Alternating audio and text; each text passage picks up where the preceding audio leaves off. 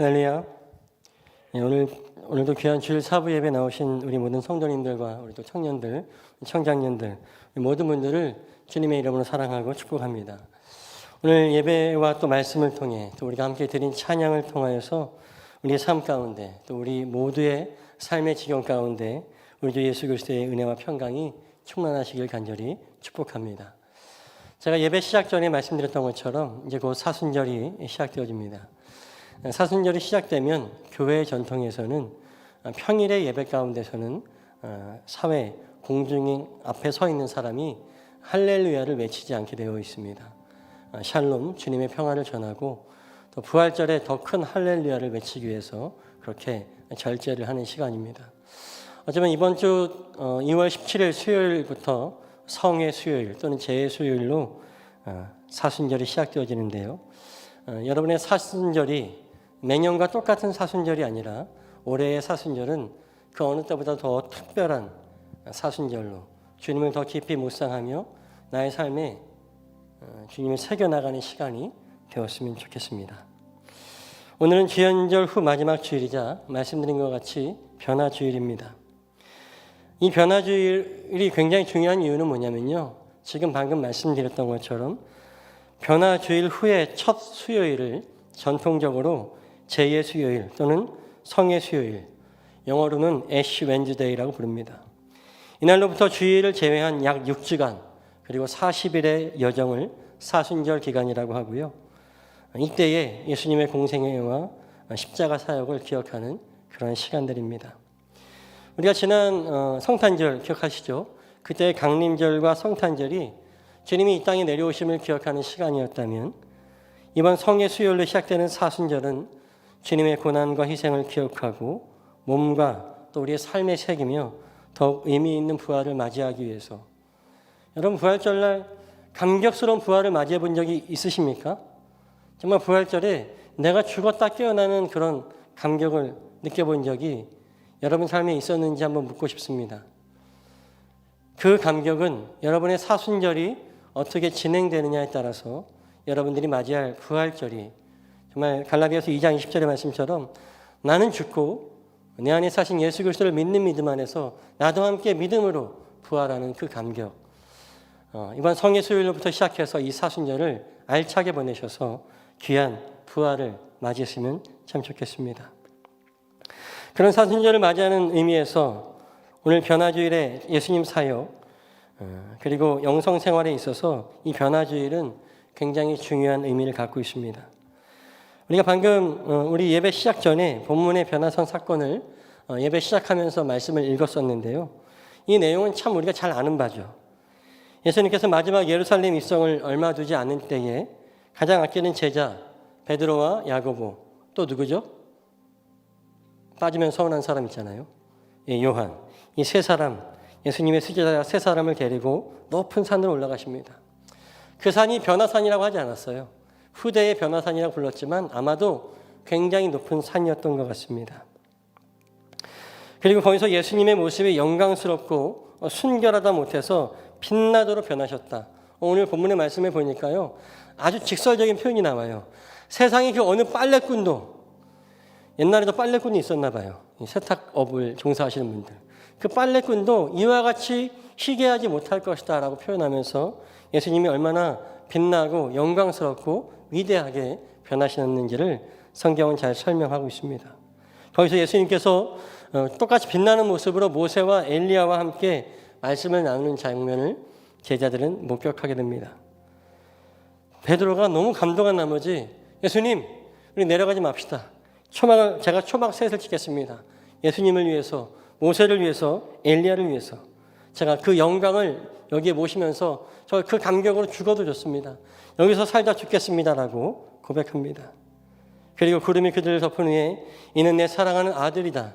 너희는 그의 말을 들어라 라는 음성과 함께 예수님은 그 빛나던 모습은 어디 가고 다시 남루한 옷을 입은 본래의 모습으로 돌아와 계셨습니다. 그리고 다시 제자들과 주님은 산을 내려오게 되는 거죠.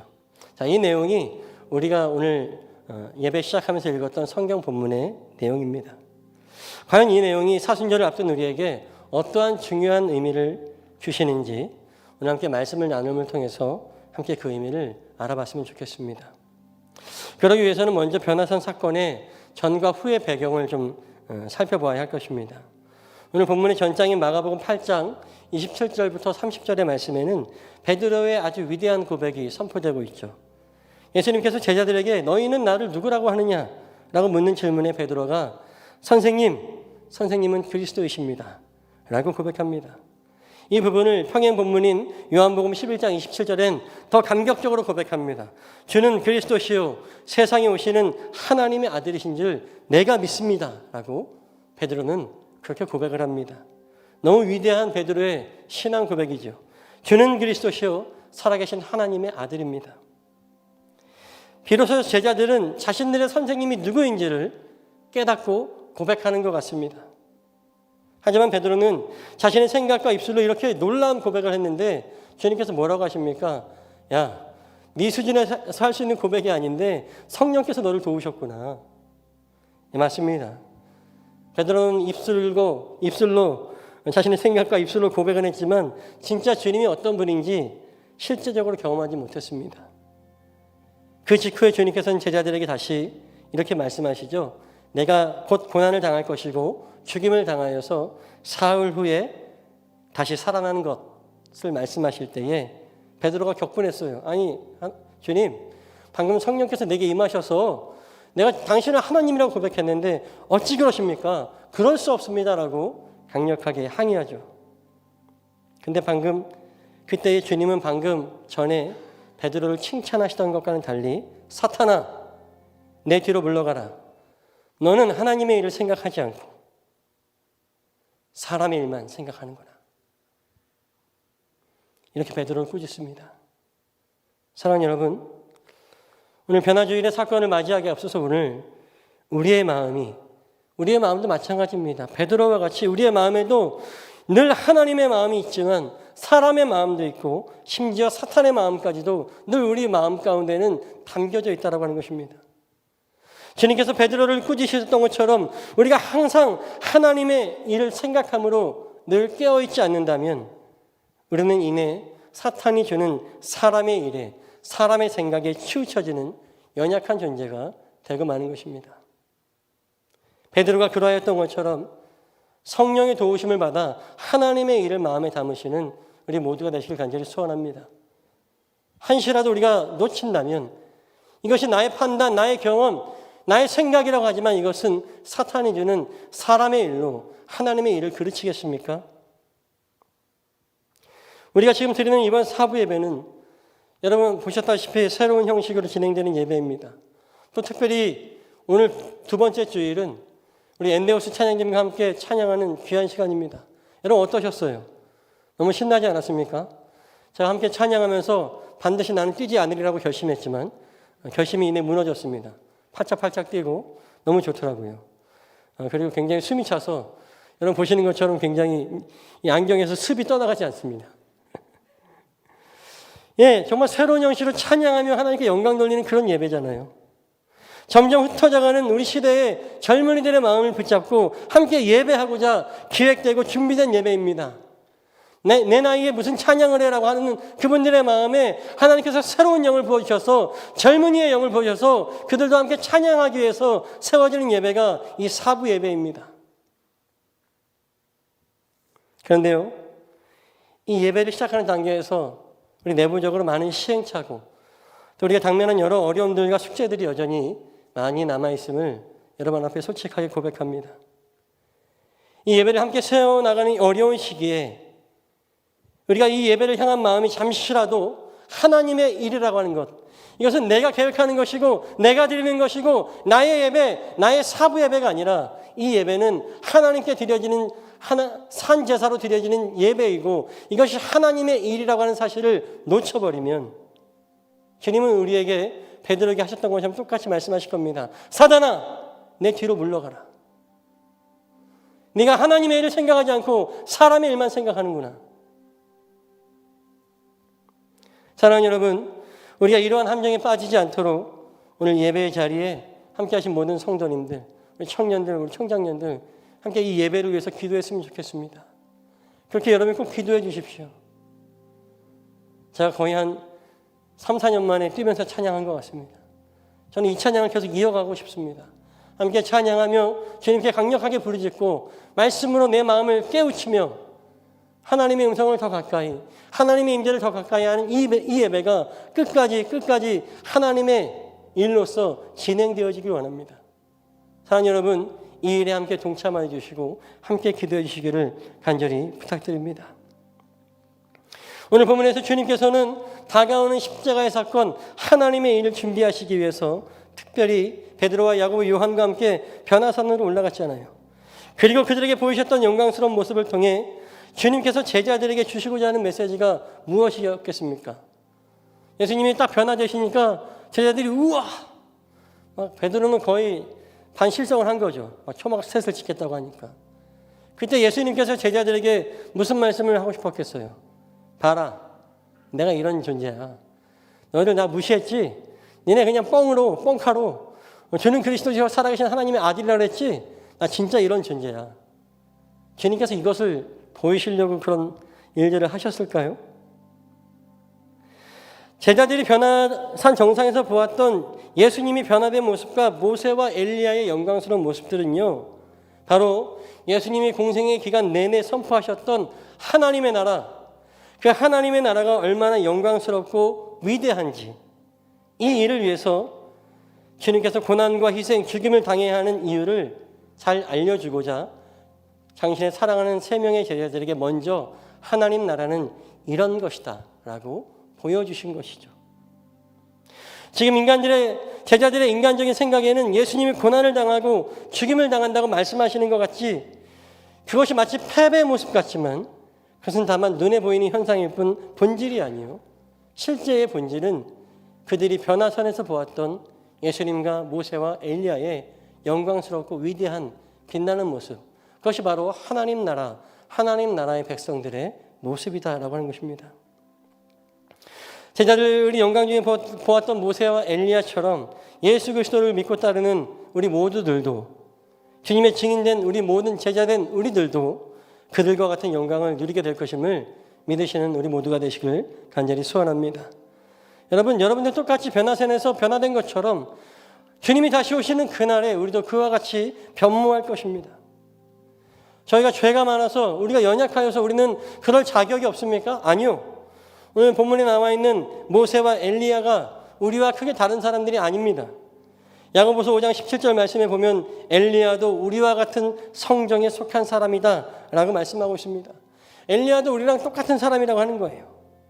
엘리야도 역시 오늘 우리와 성정이 똑같은, 즉 우리랑 똑같이 실수도 하고 화를 내고 연약한 사람이지만, 그가 다른 건 몰라도 하나님의 말씀을 생명보다 귀히 여기고 순종하였을 때에 그는 오늘 성서일과 구약의 본문 열왕기하 2장의 말씀과 같이 살아서 불말과 불병거를 타고 하나님께 들림받는 놀라운 사람이 되었다라고 하는 것입니다. 여러분, 모세 아시잖아요. 모세는 우리가 잘 알다시피 그의 첫 인생 40년은 애굽 사람으로 살았습니다. 게다가 애굽의 왕자로 살았습니다. 그 누구보다도 애굽의 풍습을 따라 산 사람이고 이집트에 있던 모든 다양한 우상들에게 절해온 사람이었습니다.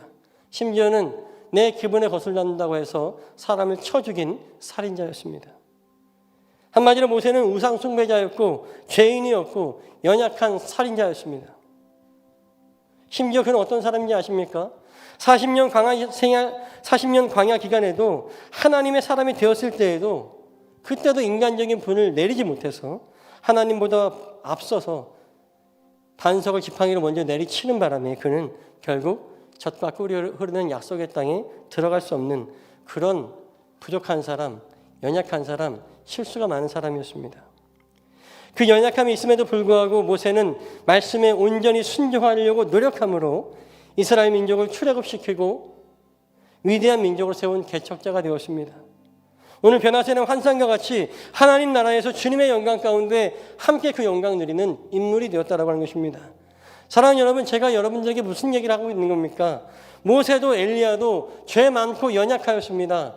우리 여기 계신 성도님들, 우리 청년들, 청장년들 연약한 거 다 압니다. 그럼에도 불구하고 우리가 하나님의 영광 가운데 거할 수 있는 것은 하나님의 말씀에 순종하기 위해 이 자리에 나와 예배하기 때문입니다. 주의 말씀을 믿기 때문에 그렇습니다. 예수 그리스도의 보혈의 십자가를 의지하기에 우리는 자격 없고 공로 없으나 하나님 나라에 거할 수 있다라고 하는 그 사실을 믿으시는 우리 모두가 되시기를 간절히 소원합니다. 오늘 변화산에서 예수님 모세와 엘리야의 모습은 제자된 우리들에게 허락하신 장차 하나님 나라에 거할 우리의 모습이자 우리의 실제적인 본질이다라고 하는 거예요. 우리는 하나님의 자녀이잖아요. 그리고 그 본질을 위해서 제자들에게 받지, 내가 이런 존재가 아니라 이와 같은 하나님 나라에 너희도 거하기 위해서 내가 고난과 희생을 당해야 돼. 내가 십자가에 달려 죽지 않으면 이 하나님 나라가 너에게 임하지 못할 거야 라고 제자들에게 가르쳐주고 있는 것입니다. 사랑하는 여러분, 그런 주님과 같이 우리도 이 사순절의 기간에 십자가의 길을 주님과 함께 걷기를 결단하시는 우리 모두가 되시길 간절히 부탁드립니다. 오늘 변화주일과 또한 다가올 사순절을 맞이하면서 주님과 동행하는 여정이 우리의 위대하고 영광스러운 하나님의 자녀로서의 본질을 찾는 그 귀한 여정이 되시기를 주님의 이름으로 간절히 축복합니다.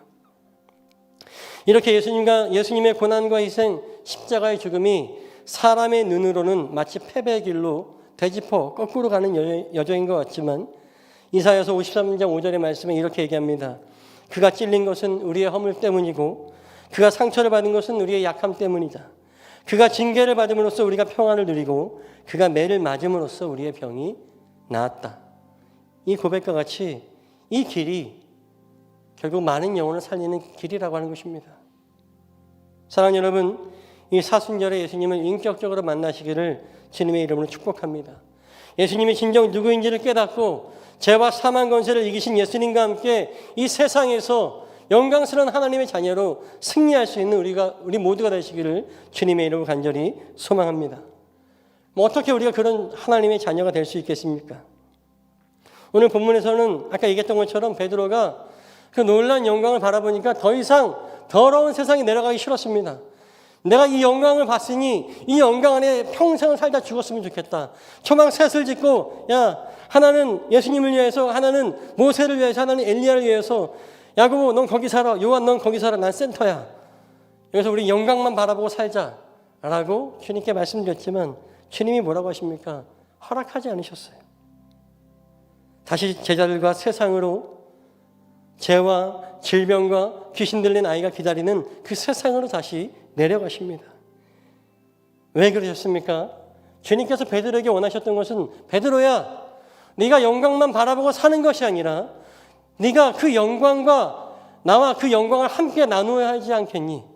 영광을 관람하고 구경하는 사람이 아니라 그 영광을 함께 누릴 사람이 되지 않겠니라고 주님은 제자들에게 다시 세상으로 내려가자라고 말씀하고 있습니다.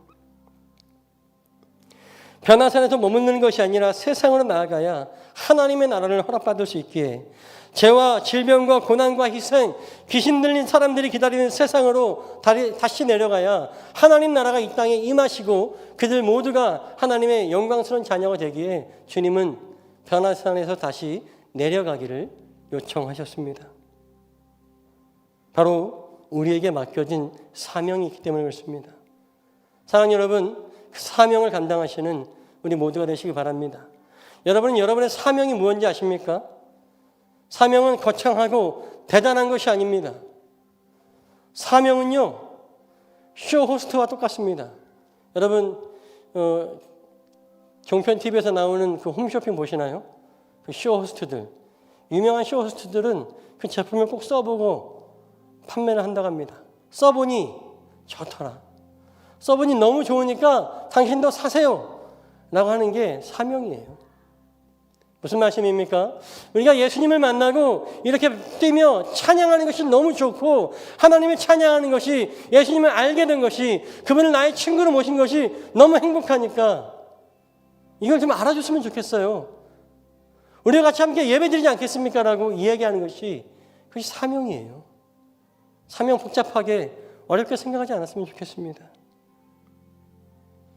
훗날 부활하신 예수님께서 승천하시면서 제자들에게 뭐라고 말씀하십니까? 너희는 온 유대와 사마리아 땅끝까지 이르러 내 증인이 되라 라고 하는 그 증인의 사명, 네가 나를 만나서 얼마나 좋았는지 이야기해 줬으면 좋겠다. 그것이 바로 사명 아닙니까?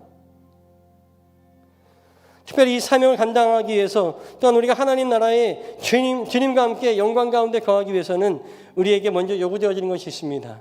빌립보서 2장 15절의 말씀인데요.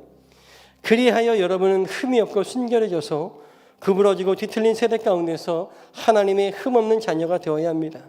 그리하면 여러분은 이 세상에서 별과 같이 빛날 것입니다. 아멘. 바로 이겁니다. 우리가 그렇게 하나님 나라의 별과 같이 위대하게 빛나는 것, 바로 하나님 앞에 흠없이 살라라고, 순결하게 살라고 주님은 말씀하고 있습니다. 빌립보 교인들에게 사도 바울은 주님과 같은 마음으로 여러분들이 세상에서 별과 같이 빛나는 영광을, 그 진정스러운 영광의 하나님 나라의 백성이 되기 위해서는 먼저 우리가 흠이 없고 순결해져야 됩니다. 구부러지고 뒤틀린 세대 가운데 하나님의 흠없는 자녀가 되어야 합니다. 여러분, 하나님의 흠없는 자녀가 어떻게 되는 겁니까? 율법을 잘 지키면 흠없는 자녀가 됩니까? 아니면 성경에 기록된 것에 토시 하나 틀리지 않게 사는 것으로 우리가 흠이 없어집니까? 아닙니다. 연약한 우리로서는 결코 불가능합니다.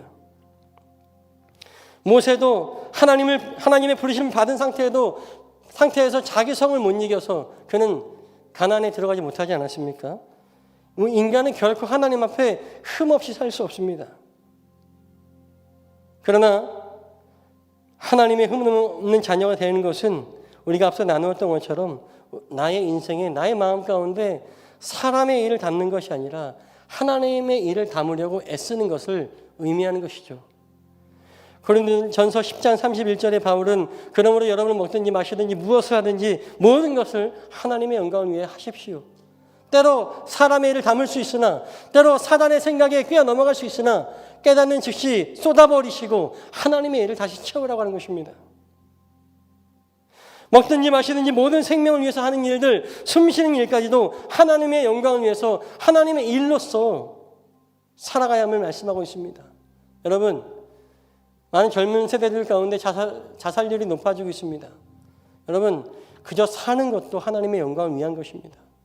하나님이 우리에게 생명을 주셨으니 이 생명을 지켜나가는 것도 하나님의 영광을 위한 일이라고 하는 거예요.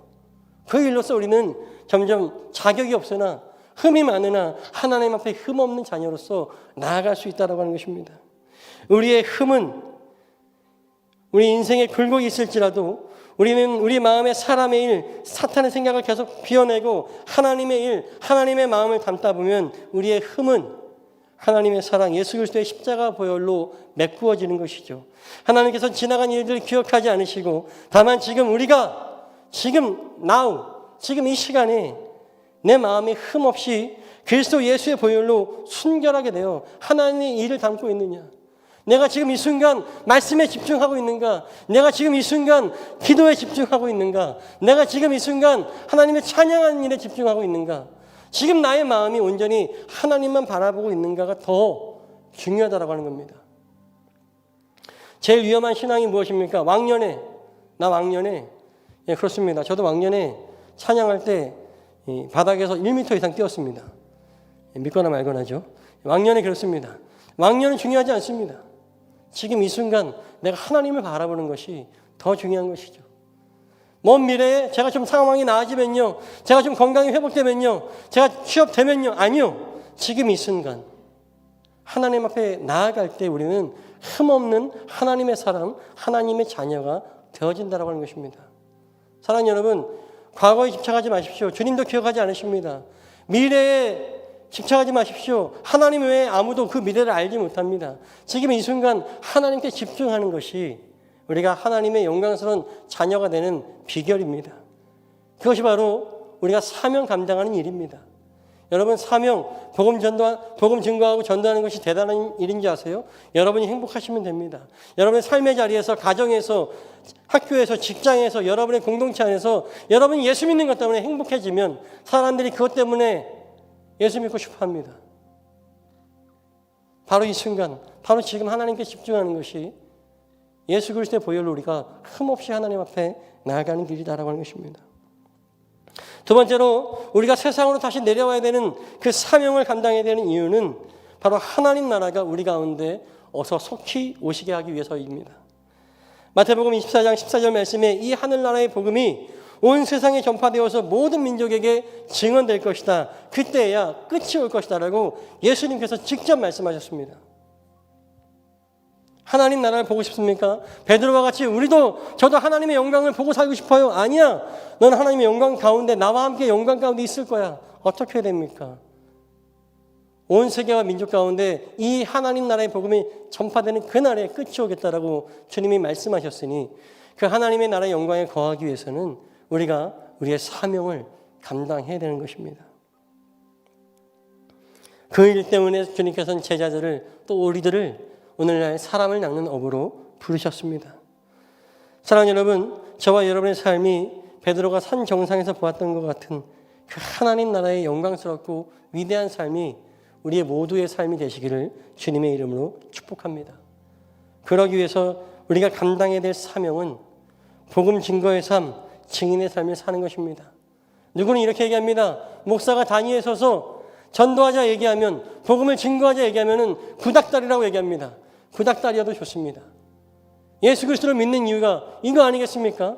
하나님을 만나고 예수 그리스도를 알고 내가 죽음 가운데 구원함을 받았다는 것. 복음 외에 더 중요한 것이 무엇이 있겠습니까? 여러분, 예수를 왜 믿습니까? 잘 살려고 믿습니까? 성공하려고 믿습니까? 다 틀렸습니다. 주님을 만나야 돼요. 예수님을 만나야 돼요. 그것이 복음입니다. 저는 구닥다리여도 좋습니다. 저는 단위에서 복음 전하는 일을, 우리가 증인이 되어야 된다는 이 일을, 우리가 사명을 감당해야 되는 이 일을 저는 한 번도 쉬지 않을 것입니다. 이 사명을 감당해야 우리가 하나님 나라의 백성이 될 수 있지 않겠습니까? 구약성경 다니엘서 12장 3절의 말씀에는 지혜 있는 사람은 하늘의 밝은 빛처럼 빛날 것이요 많은 사람을 옳은 길로 인도한 사람은 별처럼 영원히 빛날 것이다 라고 말씀하고 있습니다.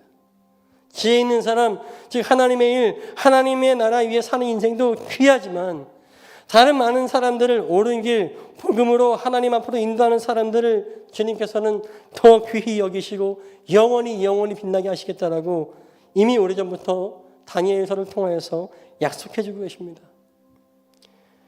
복음을 전하는 사명은 단순히 예수님 이후에만 있었던 특별한 사건이 아닙니다. 하나님께서 천지를 지으실 때에 솔로몬이 성전을 완공하여 봉헌할 때에도 하나님께서는 온 세계와 열방의 민족들을 다 그들을 구원하시기 위해서 내가 너희를 제사장 나라를 삼으시겠다라고 약속하셨습니다. 이스라엘이 제사장 나라라면 모든 민족은 다 하나님의 백성이요 자녀인 것을 깨닫는 우리 모두가 되시길 간절히 소원합니다. 그러면 우리는 증인의 삶을 살아야 됩니다. 우리의 사명을 감당해야 됩니다. 여러분이 예수 믿으면서 행복하셔야 돼요. 예수 믿으면서 성공하셔야 돼요. 예수 믿으면서 즐거워하셔야 돼요.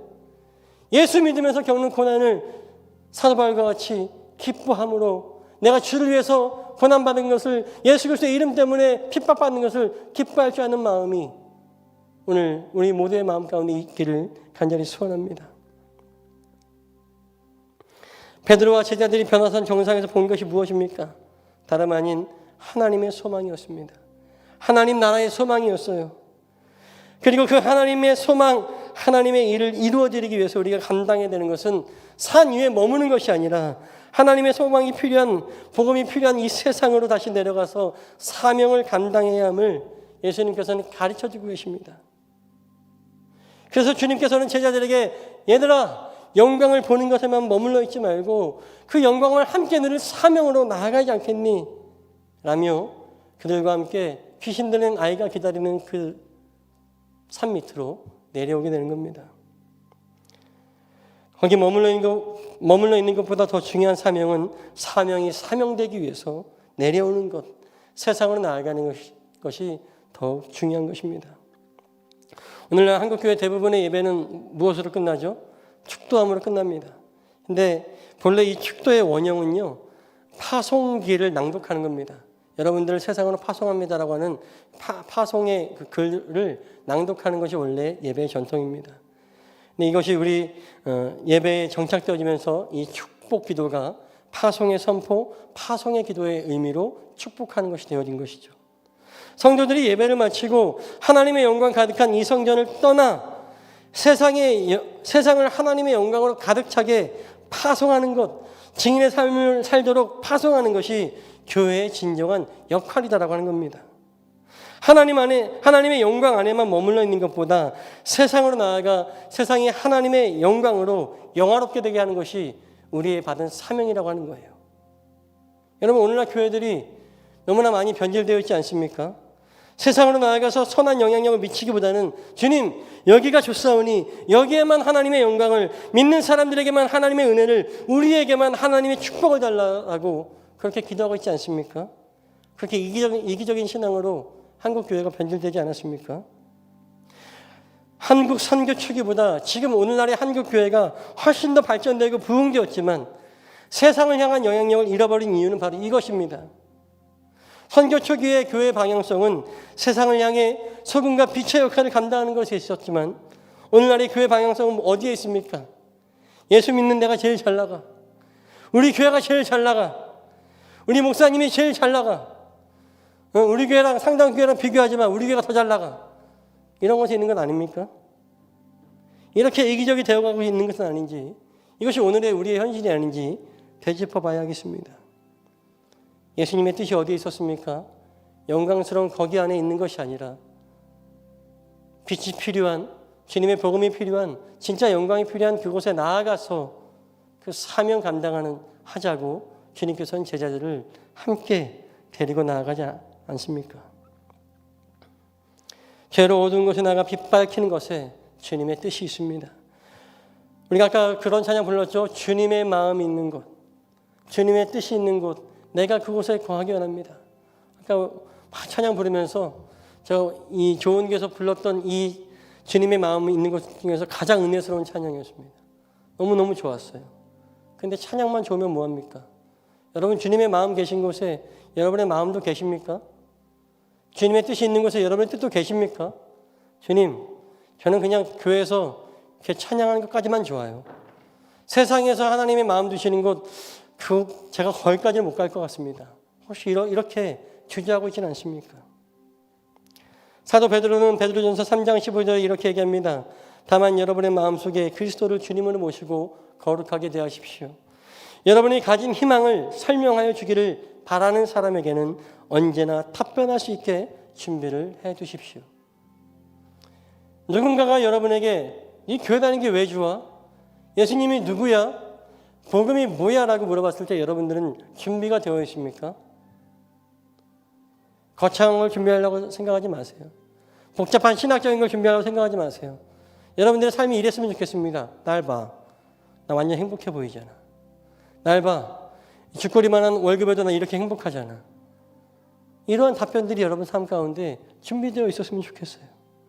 우리가 언제 어디서라도 복음이 필요한 자들에게, 하나님의 영광의 밝은 빛이 필요한 자들에게, 예수 그리스도를 알고자 원하는 자들을 위한 답변이 바로 우리들의 삶이 되었으면 좋겠습니다.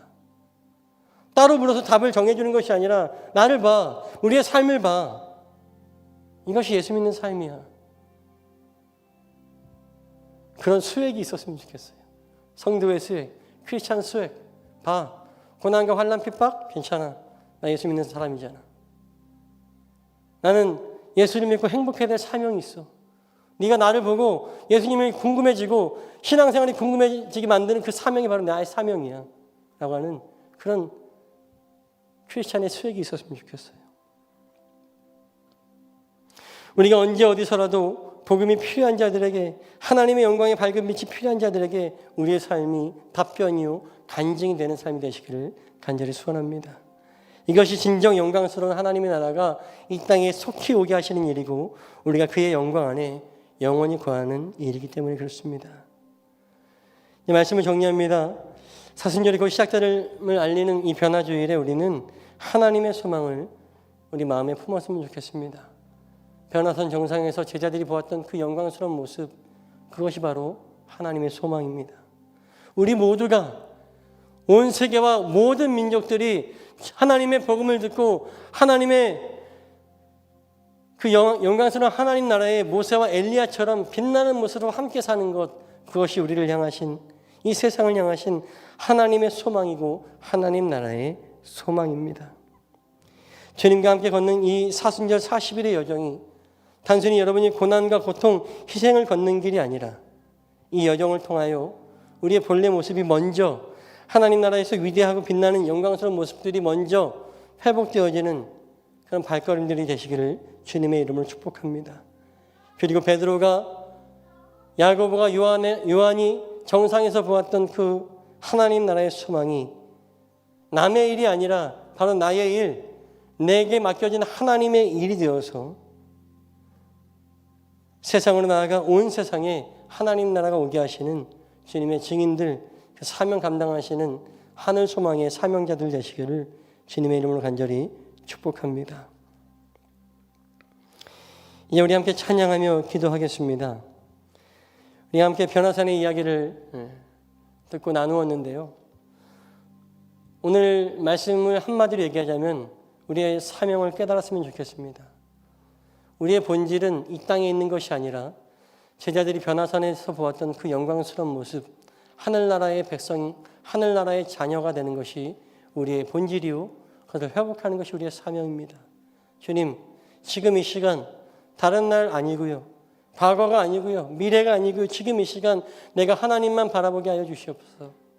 내가 하나님만 바라보고 하나님께 집중하여 이 순간만큼은 하나님께 흠이 없는 자, 순결한 자, 하늘에서 별과 같이 빛나는 자가 되게 하여 주시옵소서. 이 순간이 이 순간을 끝나지 않게 하시고 이 순간이 계속해서 이어져서 하나님의 흠 없는 자녀로 살아가게 하여 주시옵소서. 거기에 머물지 않게 하여 주시고 어두운 가운데 말없이 빛나는 저 별과 같이 우리의 삶을 통하여서 어둠이 비춰지는 은혜를 허락하여 주시옵소서. 주님께서 제자들에게 이제 다시 내려가자라고 말씀하셨던 것처럼 그 영광을 우리만 독식하는 것이 아니라, 나만 누리는 것이 아니라, 교회만, 크리스찬만 누리는 것이 아니라 우리 모두가 함께 누릴 수 있도록 주님, 나를 증인으로 불러주시고 사명자로 삼아 주시옵소서. 이 복음을, 이 하늘나라의 복음을, 이 하나님의 복음을, 하늘나라의 소망을 전하는 사명자로 나를 세워주시옵소서. 이렇게 함께 기도했으면 좋겠습니다. 어렵지 않습니다. 주님, 내가 주님 안에서 행복하기 원합니다. 내가 주님을 만난 것을 정말 기뻐하기 원합니다. 내가 주님 때문에 정말 행복하기 원합니다. 환난과 고난이 와도 나는 주님 때문에 기뻐하기 원합니다. 나는 그런 사명자가 되게 해달라고, 이번 사순절의 기간을 통하여서 그런 주님을 만나게 해달라고, 그런 주님과 동행하며 증인의 삶으로 주님과 함께 세상으로 다시 나가게 해달라고 함께 기도했으면 좋겠습니다.